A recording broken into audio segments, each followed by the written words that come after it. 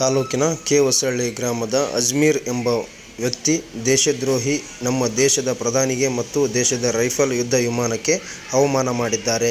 ರಾಯಚೂರು ಜಿಲ್ಲೆಯ ಸಿಂಧನೂರು ತಾಲೂಕಿನ ಕೆ. ಹೊಸಳ್ಳಿ ಗ್ರಾಮದ ಮುಸ್ಲಿಂ ಸಮುದಾಯದ ಅಜ್ಮೀರ್ ಎಂಬ ವ್ಯಕ್ತಿಯು ದೇಶದ ಪ್ರಧಾನ ಮಂತ್ರಿಗೆ ಮತ್ತು ದೇಶದ ರೈಫಲ್ ಯುದ್ಧ ವಿಮಾನವನ್ನು ಅವಹೇಳನಕಾರಿಯಾಗಿ ಪೋಸ್ಟ್ ಹಾಕಿ ಪ್ರಧಾನಿ ನರೇಂದ್ರ ಮೋದಿ ಅವರ ಸೈನ್ಯಕ್ಕೆ ಅವಮಾನ ಮಾಡಿದ್ದಾರೆ.